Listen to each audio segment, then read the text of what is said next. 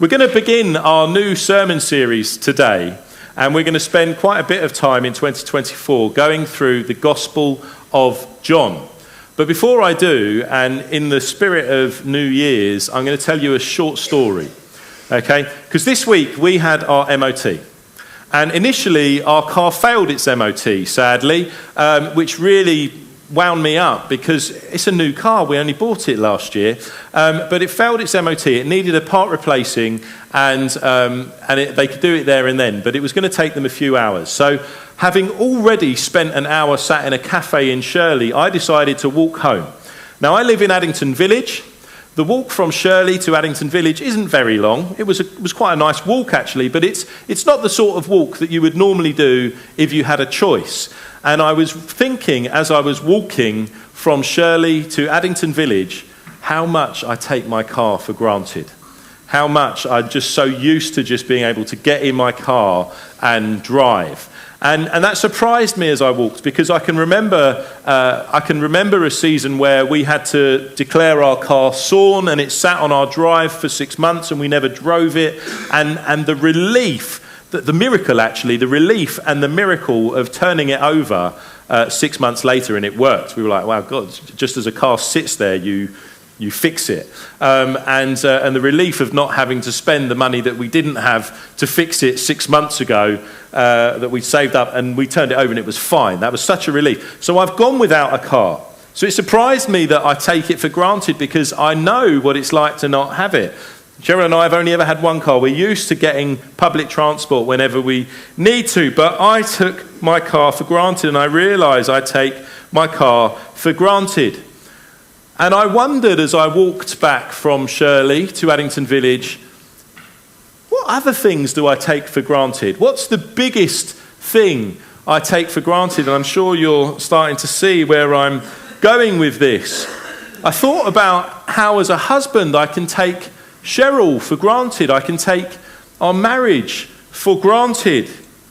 I thought about how easy it is for a marriage to slip into routine and to lose and to lack intimacy, and how conscious Cheryl and I need to be to guard against that potential drift, and to keep on not only demonstrating our love for each other, but also to continually grow in love for one another. It's something that you have to consciously do because it's very easy to take that for granted. But that's not the biggest thing that I take for granted. I can't speak for you, but I know there are times when I take knowing Jesus for granted. I take my salvation for granted. We can slip very easily into a routine. We just get up and come to church on a Sunday morning.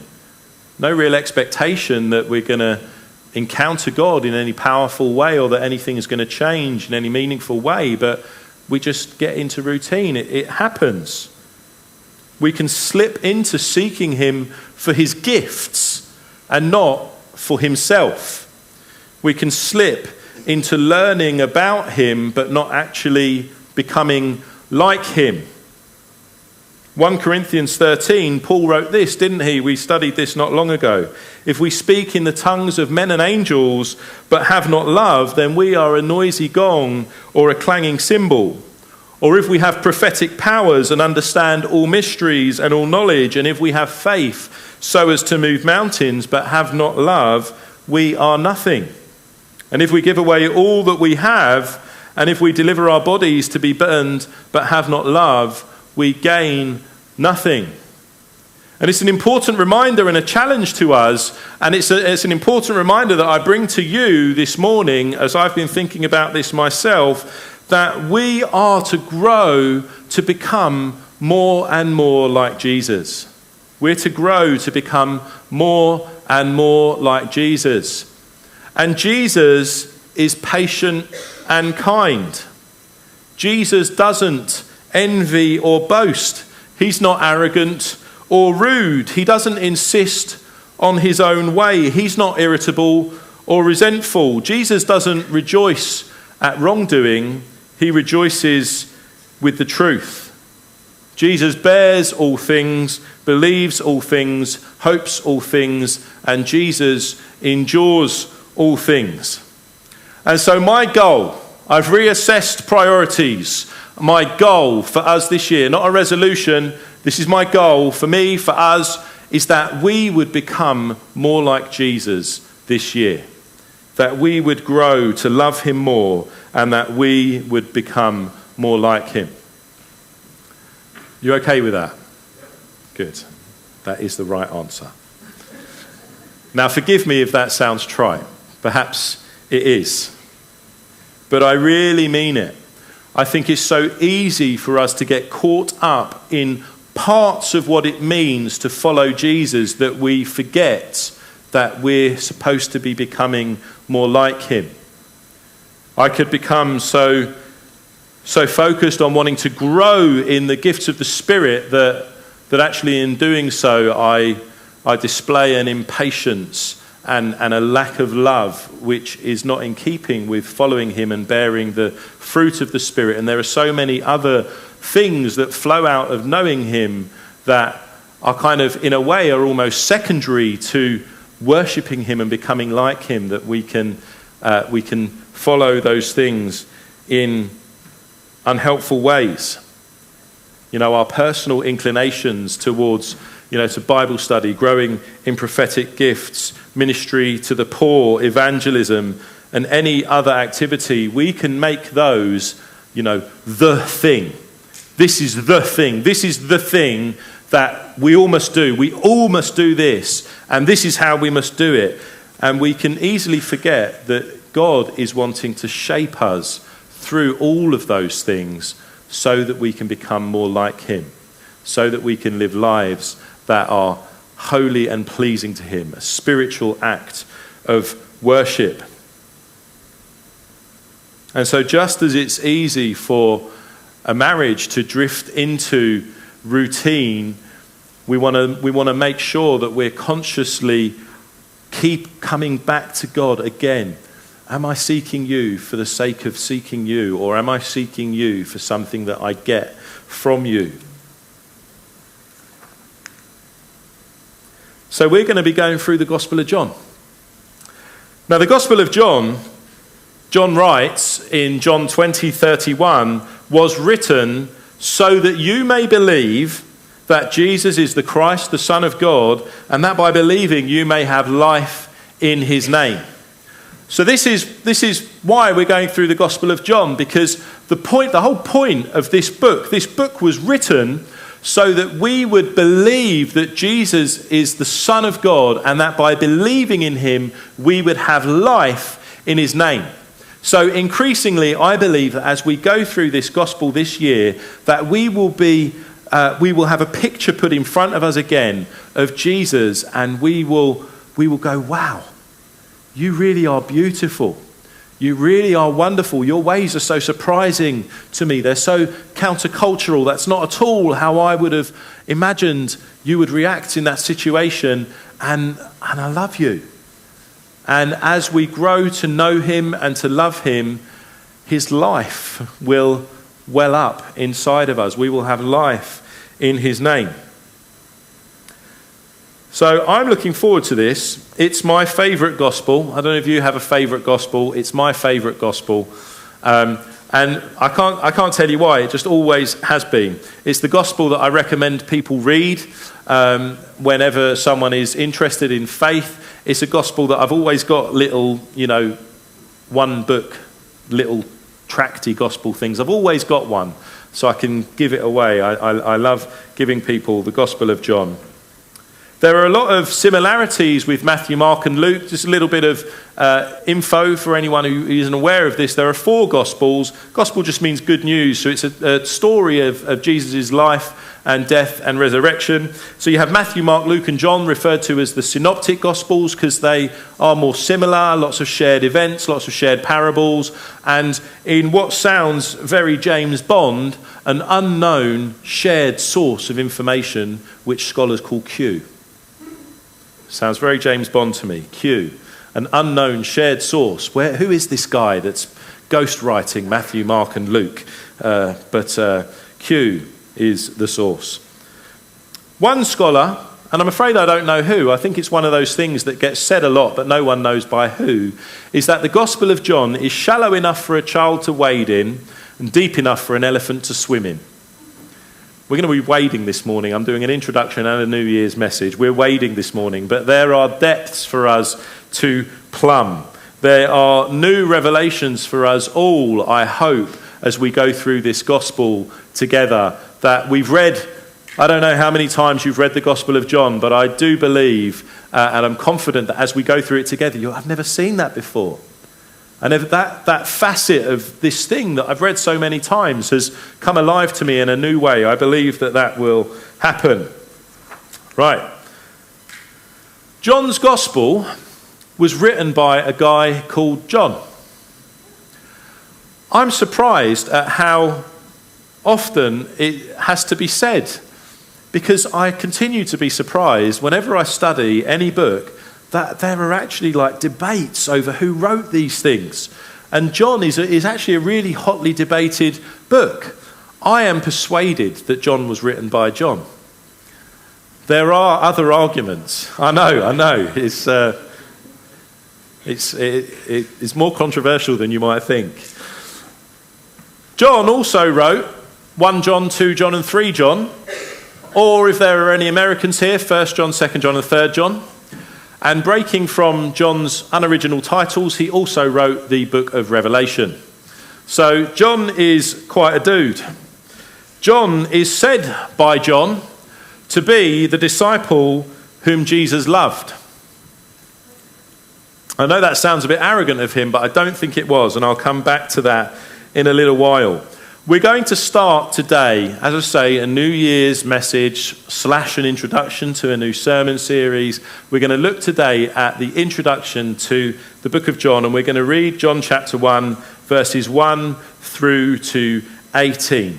So if you have a Bible and you would like to turn to it with me, please feel free. The words will be on the screen behind me. If you have become so accustomed to the words being on the screen behind me that you don't bring a Bible, that's absolutely fine.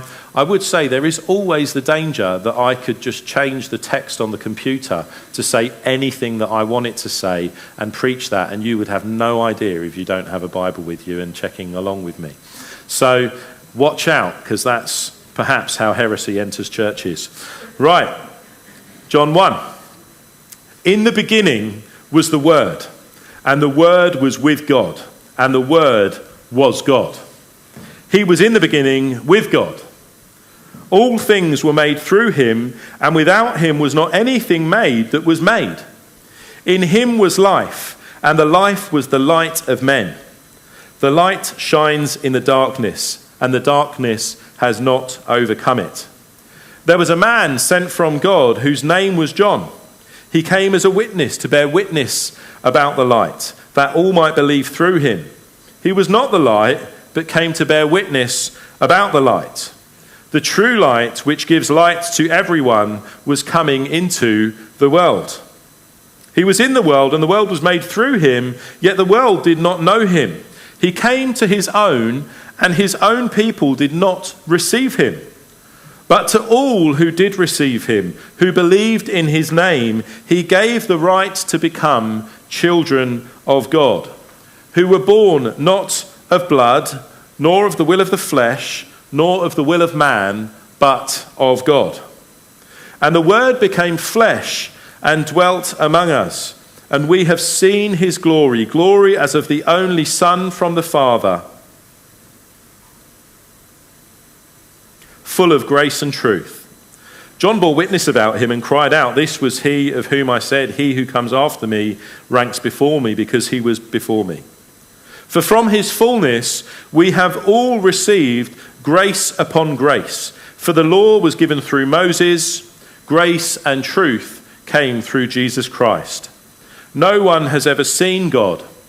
The only God who is at the Father's side, he has made him known.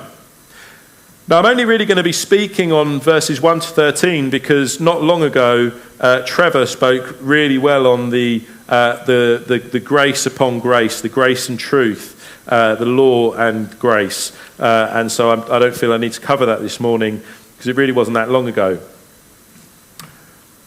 I love the drama of that beginning. I think that beginning is one of the reasons why John is my favourite gospel. I just love that. I was a bit of an amateur philosopher when I was kind of in my late teens, early 20s, and I love getting my head around that opening. Oh, he was in the beginning was God, and he was with God in the beginning, and it's like I love that. I love that. Where the synoptic gospels begin with a very matter-of-fact continuation of the history of the people of Israel. Matthew starts with a genealogy. Mark and Luke both start with the birth of Jesus. It's just another event in their history. The beginning of John's gospel it's like a recreation event. It's so dramatic. It's like this is something so new is happening. And it's using the language of Genesis to really hit that point home. Now, I'm not saying it is a recreation event. I'm just saying that John is trying to make a point that this is such a significant event. This isn't just another piece of history in the history of the people of Israel. This is pivotal. This thing changes everything. I really did love Pete's message at the carol service. He came and dwelt among us.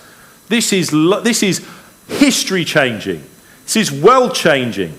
This is life-changing. This is massive. And so John begins with words that are so familiar to us, aren't they? In the beginning.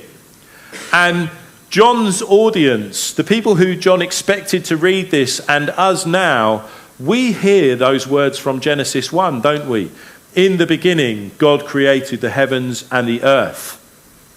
John goes back even further. In the beginning was the Word, and everything was created through him. He was with God in the beginning, and all things were made through him. This is a recreation moment. It's changed everything.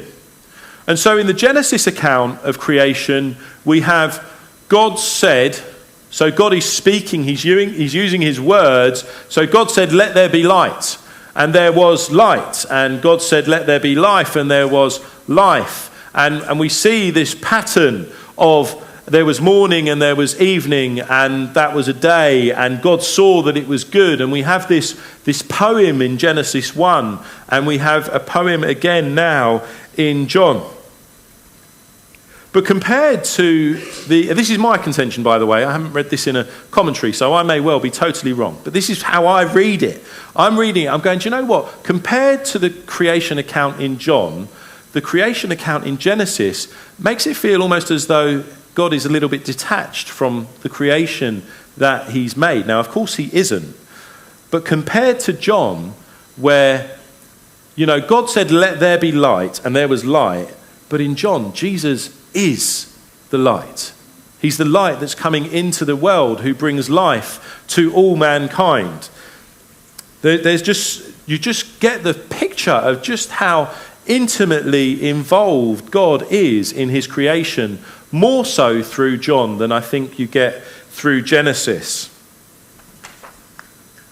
And there's a sadness at the end of the creation account in Genesis, isn't there? Because it doesn't go quite as we would hope. But that's one of the things that makes John's recreation account even more beautiful. At the end of the creation account in Genesis, Adam and Eve eat from the tree of the knowledge of good and evil. I've spoken about this quite a few times recently, haven't I? And death enters the world as a result of Adam and Eve's sin. Not only is it the beginning of the shortening of our lifespans, but more importantly, what was spirit in us died. So as a result of Adam and Eve's sin, what was in us that was spirit died. And so every human being since the fall was born, so this is you and me, was born spiritually dead. There was nothing spiritually alive in us. We were all born spiritually dead. So the result of our rejection of Jesus in the Garden of Eden was that death came.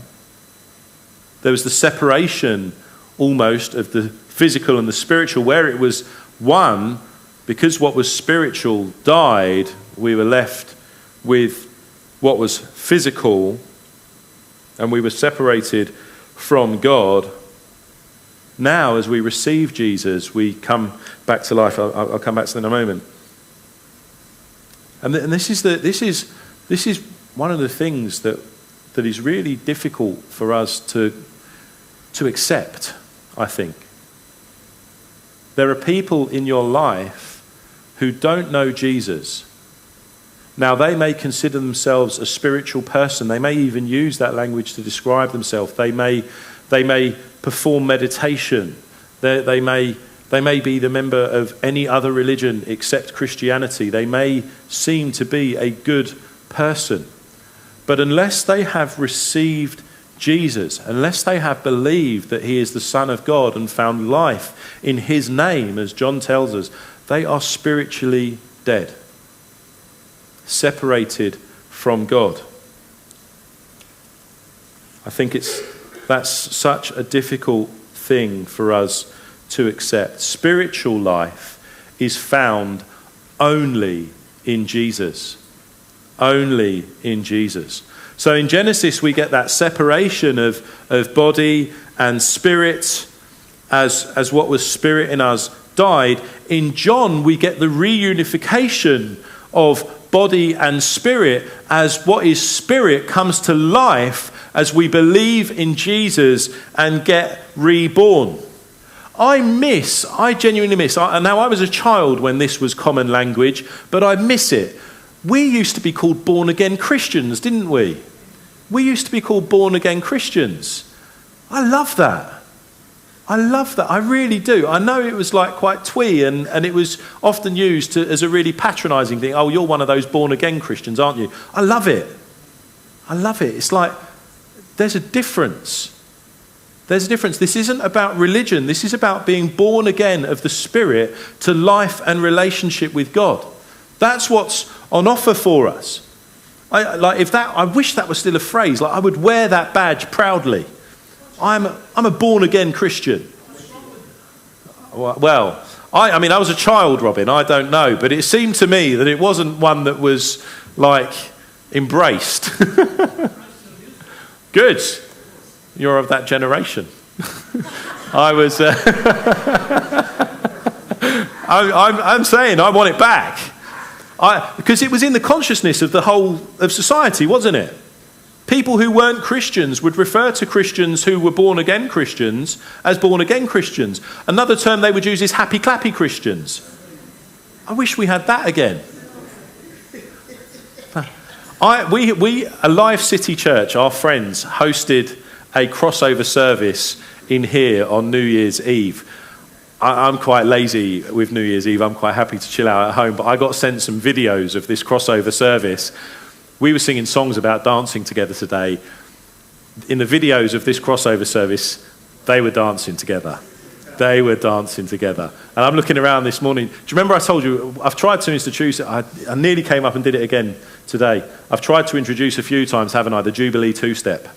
Yeah, I've tried to get you all busting a two-step every now and then to try and, let's actually move a bit. Let's tell our bodies how good this news is that we are singing about. But I didn't today. I just sat there. Anyway, right. So back to the sermon. Rejecting Jesus brought death. Receiving him brings life. The offer of Jesus is made for everyone.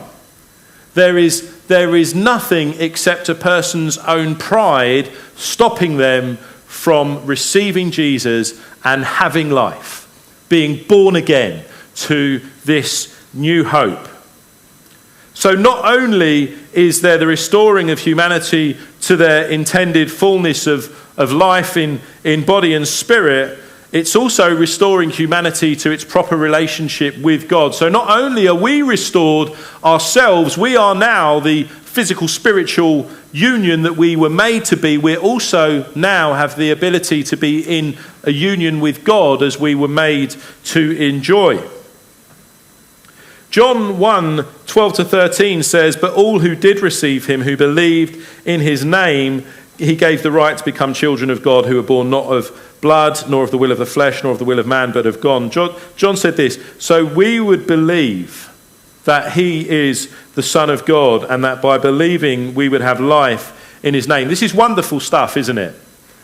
I know, I'm a bit tired, still got a bit of a cold, I'm really excited about this. This is wonderful stuff. This is the thing that I don't want to take for granted.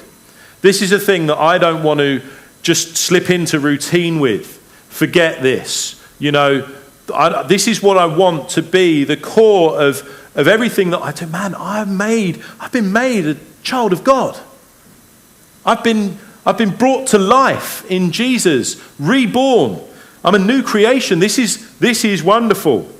So if you are here this morning and you have put your faith in Jesus, you have gone from being dead to being alive.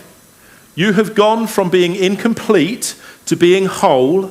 You have gone from being a spiritual orphan to being a beloved child of God. Isn't that wonderful? Isn't that wonderful? Don't we need to keep reminding ourselves of that? When we're having a hard time at work and we think that we're a failure. No, I'm a beloved child of God. I've been born again to a new hope. Grace is sufficient for me this morning. It's wonderful. I said I wanted to come back to John self-identifying as the disciple whom Jesus loved. Because it sounds so arrogant, doesn't it? It sounds so arrogant. It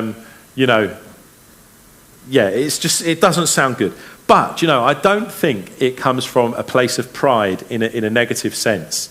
In 1 John, so another book written by the same John, the Gospel of John is written by, John says, "See what kind of love the Father has lavished on us, that we should be called children of God."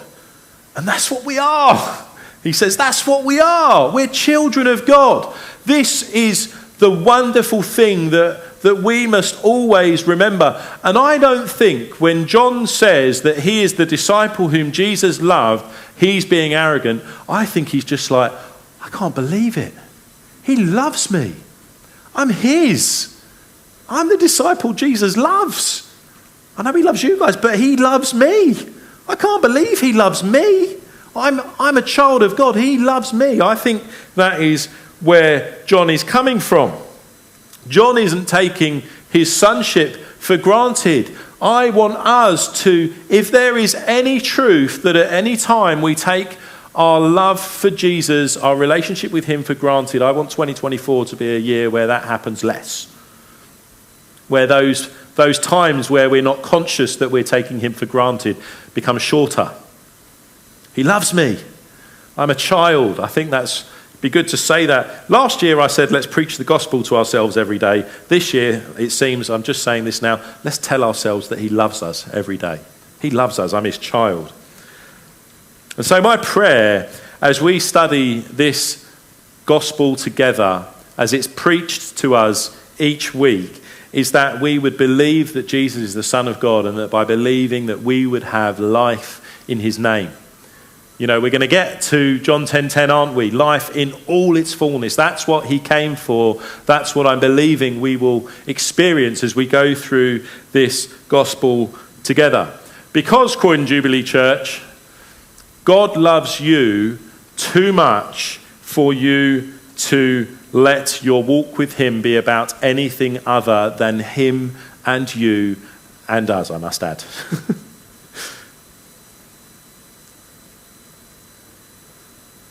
He desires you so much that he won't allow anything that flows out of following him to become the thing, if it isn't a thing that is about him.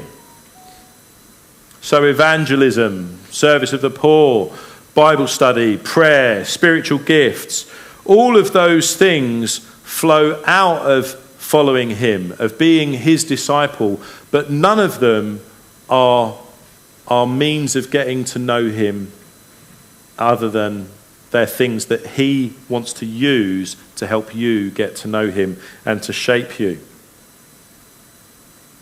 It's not something that we do that credits us with merit. It's just the blessing of God that he gives us these things. Do you know, for our sake, I'm really sad that Tim Keller passed away last year. I think Tim Keller is an absolute dude.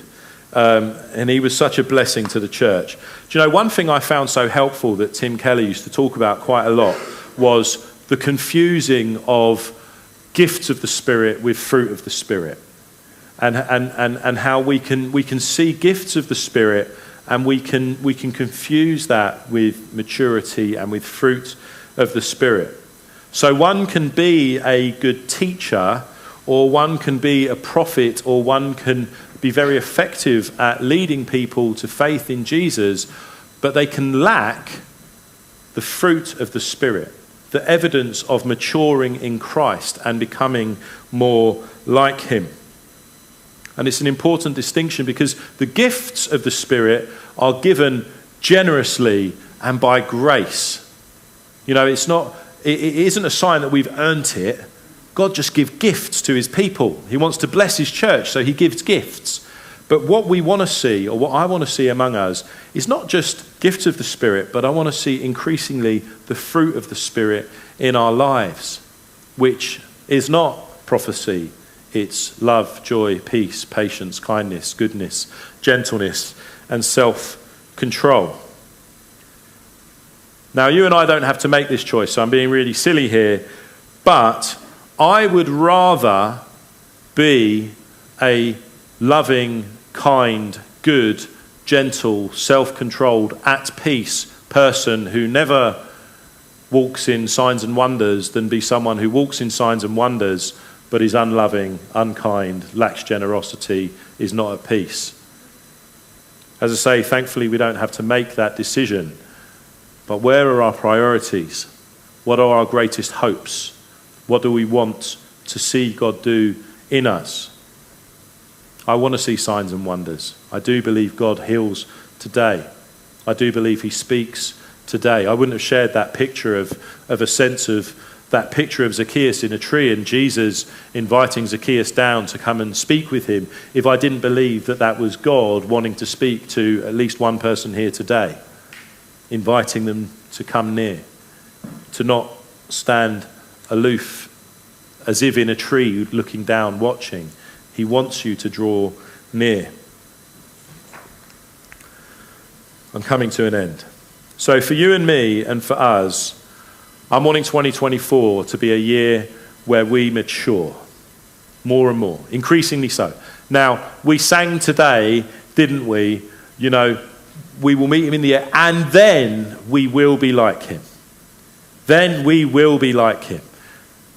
We're not to give up on that work of becoming like him, knowing that he's going to complete it on that day. We're to be increasingly becoming more and more like him now. That's what he's doing, transforming us from one degree of glory to another into ever-increasing Christ-likeness.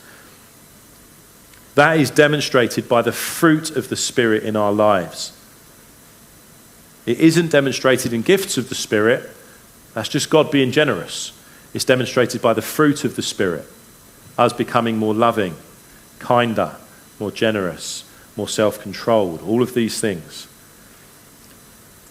So to end, Jesus was once asked to assess priorities. I don't know whether it was at the start of a new year. I can't remember what kind of date reference we had. Jesus was asked to assess priorities. And I want us to assess our priorities like he did. I want alpha courses. I want excellent kids' church. I want great youth ministry. I want all these things that you all want too. We want those things. But really, those are things that are designed, they're given as a gift to help us all in our call to become like him, to worship him. And so Jesus is God. I mean, in Genesis and in John, in Genesis 1 and in John 1, As I say, if the Gospel of John is shallow enough for a child to wade in and deep enough for an elephant to swim in, we're only wading this morning, aren't we? In Genesis 1 and in John 1, forgive me, we've got the doctrine of the Trinity, haven't we? Genesis, God said, let there be light. God is there. The Spirit's hovering over the waters. And in John 1, we've got the Word with God at the beginning. The Word was God, and the Word was with God in the beginning. We've got the doctrine of the Trinity. So, anyway, that was a silly aside because I said God said rather than Jesus said, because it was Jesus who was asked to assess priorities. And Jesus said, love the Lord your God with all your heart, your soul, and your mind, and to love your neighbour as yourself. Croydon Jubilee Church, that's what I want us to do this year. I hope that this year is increasingly filled with activity, but it's activity that we are to be shaped through, that we are to use as a testimony of the power of God at work in our lives to call people to salvation, that they would receive him and find life in his name too. If we are full of activity and not full of the fruit of the Spirit, I wonder what testimony we will give. Praise God that he is at work. I talked last week about the evidence of God's work in our fellowship in 2023, and I said because God is at work, we can continue to expect him to be at work. I'm so excited for 2024. I really do think God is on the move among us, and I think he's going to increasingly be on the move among us. But let's keep the main thing, the main thing. As I get more organised and meet with Karen fortnightly and things happen, as I get more organised and as things happen, let's not get excited about the activity. Let's get excited about the way we get to worship God through the things that we do. How working in a team together gives us an opportunity to demonstrate Christ-like character, where we love and we forgive and we hope all things and we believe all things and we endure all things, where we're patient and kind. We don't envy or boast. We do all of those things to the glory of God and as a testimony to the world that he is alive and at work in this earth. I'm going to finish there. I've forewarned Grace and Gary that I don't have any specific way to lead out of this, so I'm just going to sit down and hand over to Grace and Gary, who I think are going to lead us on from here. Thank you.